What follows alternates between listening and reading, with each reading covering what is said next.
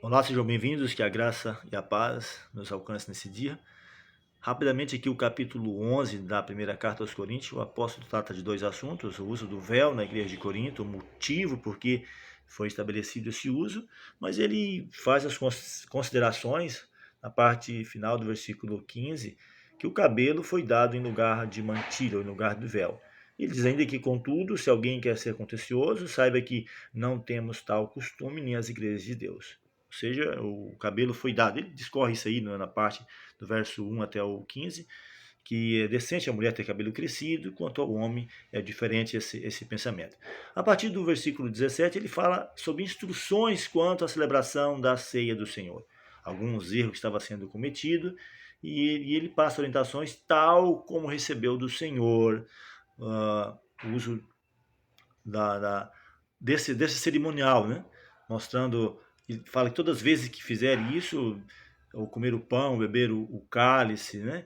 É anunciando a morte do Senhor até que ele venha. Até fala que quem faz o uso da ceia, do pão, do vinho, indignamente, sem discernir exatamente o que está fazendo, faz para a própria condenação. Então, uma pequena reflexão sobre isso, mas quero entrar no capítulo 12 e capítulo 13, que fala de um outro tema, acerca dos dons espirituais.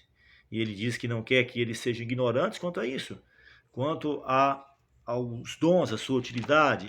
Ele até menciona aqui, foi dado, né, porque é dada mediante o Espírito a palavra da sabedoria, a palavra do conhecimento, a fé, o dom de curar. Ele fala operações de milagres, profecia, discernimento de espírito, variedade de línguas, né, ou a capacidade de falar as diversas línguas, isso comprovando o dom do espírito que foi concedido em Atos 2, as diversas línguas existentes da época, e outros a capacidade de interpretá-las.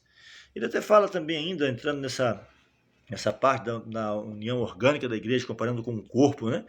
Cada parte, cada órgão, cada um tendo o seu papel, né? Os pés, as mãos, os olhos, cada órgão. E ele diz ainda, ora, vós sois o corpo de Cristo e individualmente membros desse corpo.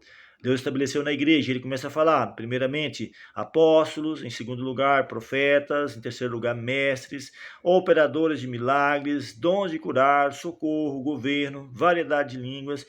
E ele fala ainda algumas perguntas, porventura são todos apóstolos ou profetas? São todos mestres ou operadores de milagres? Têm todos o dom de curar? Falam todos outras línguas? Interpretam todos? Entretanto, procurai com zelo os melhores dons, e eu vos passo mostrar um caminho sobre modo excelente. Então ele fala que há diversidades. E assim como o corpo ele faz isso, você pode ler com calma, caso queira, né? Que cada um tem sua função, por mais simples que pareça ser um membro do corpo, ele tem o seu papel e a sua função. E eu quero fechar as considerações de hoje falando sobre o amor, que é o dom supremo. E o apóstolo lhe fala aqui, ainda que eu fale a língua dos homens e dos anjos, se não tiver amor, serei como o bronze que soa, ou como o sino, né, que tine. Ele fala mais ainda, ou que retine, né? Ainda que eu tenha o dom de profetizar, conheça todos os mistérios, toda a ciência, ainda que eu tenha tamanha fé que eu possa transportar montes, se não tiver amor, nada serei.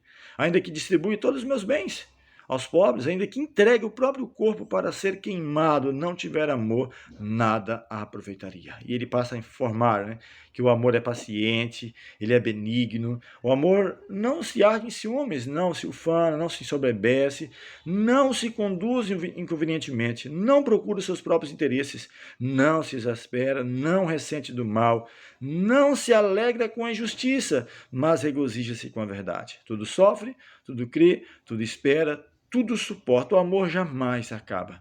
Havendo profecias, vai desaparecer. Havendo línguas, elas cessarão. Havendo ciência, passará.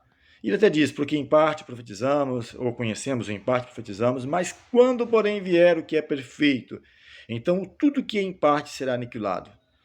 Ele passa a dizer que quando era menino, falava como menino, pensava como menino, mas quando chegou a ser adulto, ser homem, deixou as coisas próprias de menino. Ele fala que vemos como um espelho, de maneira obscuramente, mas veremos face a face. Conheço em parte profetizo, mas eu conhecerei como também sou conhecido. E ele fecha dizendo algo muito importante. Agora, pois, permanecem a fé, a esperança e o amor. Estes três, porém, o mais importante é o amor. Que assim seja na tua experiência, na minha experiência, em nossa vida a cada dia.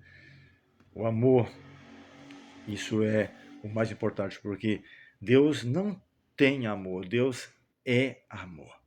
Que a graça de Deus nos alcance e que venhamos aprender a cada dia a viver vida plena diante do Senhor.